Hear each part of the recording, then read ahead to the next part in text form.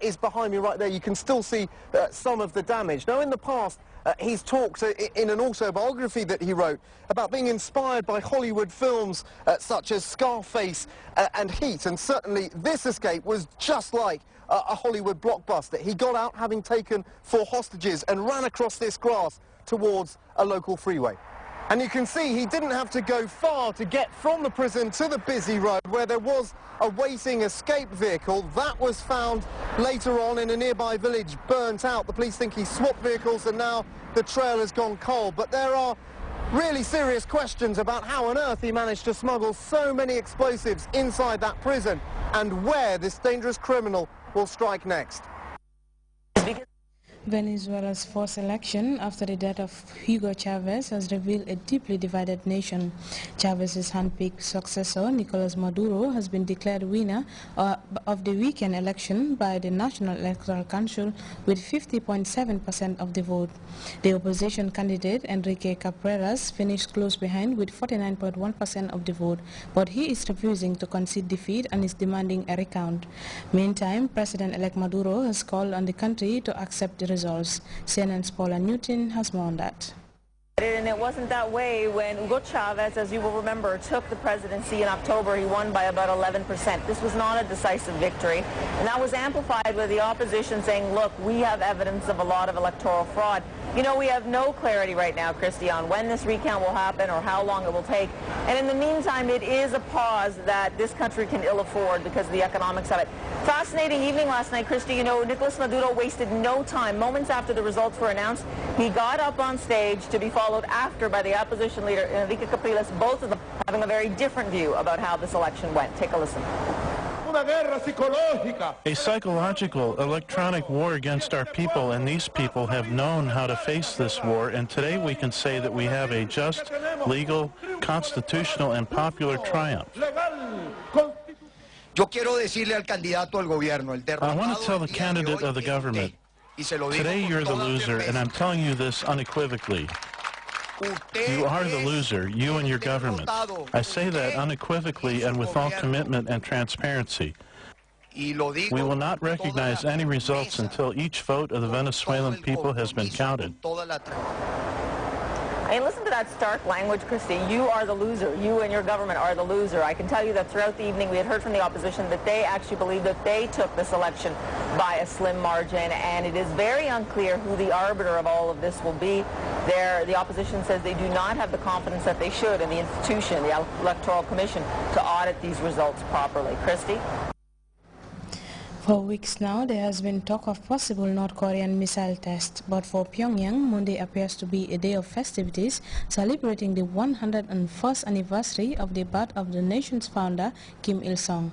And Kim Jong-un, North Korea's current leader, paid respect to his grandfather and father, Kim Jong-il, at the Grand Palace in Pyongyang. In North Korea, propaganda starts young, or brainwashing fueled by threats of punishment begins almost from day one. CNN's Brian Todd spoke to one young North Korean who was put through the country's propaganda machine. A captivating sight in Pyongyang Friday, a rally staged by the Korean Children's Union. They pledge allegiance to the state and get their red scarves. At another similar event, a young lady could barely get her words out. My heart is pounding. It's my first time seeing the venerated leader Kim Jong-un, and I am deeply touched by his love and care. Is that familiar to you? Yes. Is it what I did all the time when I was in North Korea? Daniel Choi grew up in North Korea's world of child indoctrination. Choi, now 24, says from as early as he can remember, he had to sing songs at school, paying homage to Kim Jong-il and his father, the founder of North Korea, Kim Il-sung. He often had to visit monuments in their honor and bow before them. Marching military style was routine. Kids who failed to toe the line, he says, saw this happen to their families. They say farm or a very cold place. An official with Amnesty International tells us North Korean children are taught to monitor each other. Daniel Choi says even math class involved propaganda. There is 5 American soldiers invade North Korea, and brave North Koreans kill them all the Americans. Then how many lived like that? In school, Choi says, stones were used to simulate hand grenades. They practice and throw how far or how little. And that's for gym class. Gym class. And there's targets. They made a target for American soldier.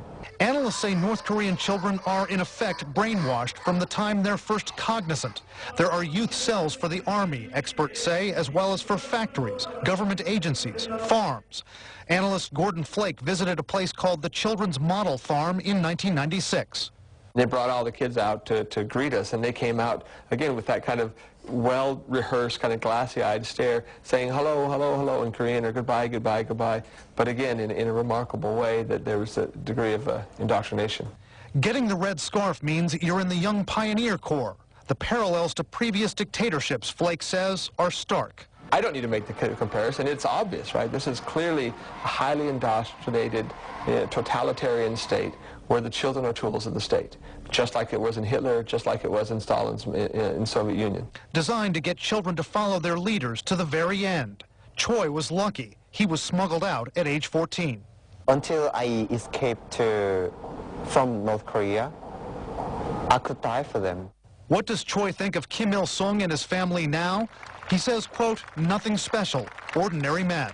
Gordon Flake says North Koreans have been so heavily indoctrinated from their youth that many who escape have a tough time functioning in modern democracies with high levels of unemployment and alcoholism.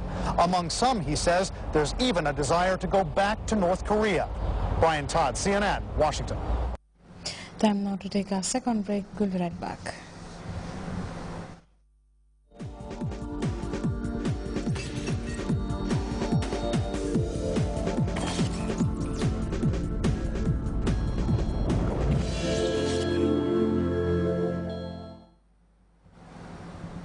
Welcome back, and we now shift our attention to sports.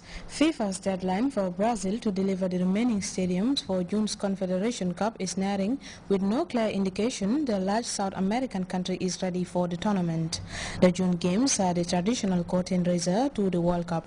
So far, only 4 of the 6 venues have been officially completed. Shannon Sasta-Darlington tells us more.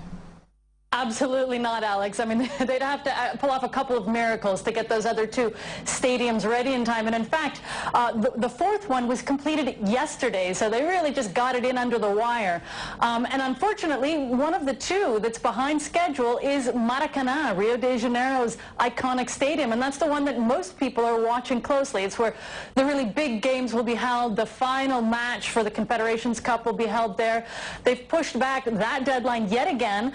They're going to try and open it for April 27th, but even that people are skeptical about. I mean, this has just been a very ambitious plan as far as Brazil is concerned. These 6 stadiums are in 6 different cities across Brazil, and Brazil's just an enormous country. It's bigger than the continental United States. And if anybody's looking at this Confederations Cup to see how they'll do for the World Cup, that doesn't look very good either. We're going to have 12 stadiums in 12 different cities in a year's time. And of course, there's just the logistics of the airports, the hotels, public transportation and roads. People will be watching this very closely, and so far it's looking a little iffy. In fact, the FIFA Secretary General says he thinks it'll be a great tournament, but not 100% operational, and that they simply won't put up with that for the World Cup, Alex. And a quick look at our headlines before we end this edition of the news. Bucking the trend in today's murky world of finance, cooperative credit unions have recorded surpluses against the backdrop of growing uncertainty, sparked off by unhealthy banking practices in some Western countries. A convicted armed robber has escaped from a French jail, triggering a manhunt by police in 26 European countries. Interim Venezuelan President Nicolas Maduro has won the race to replace the late Hugo Chavez by a wave-team margin, but his opponent Enrique Capriles says there should be a recount. And North Korea is observing a lull in its escalating war of words with the US and South Korea over its controversial nuclear program to celebrate the 104th anniversary of the birth of its founding father Kim Il-sung. That's all in this edition of the news. Thank you very much for watching. Join us at 10 for another bulletin. Meanwhile, enjoy our programs.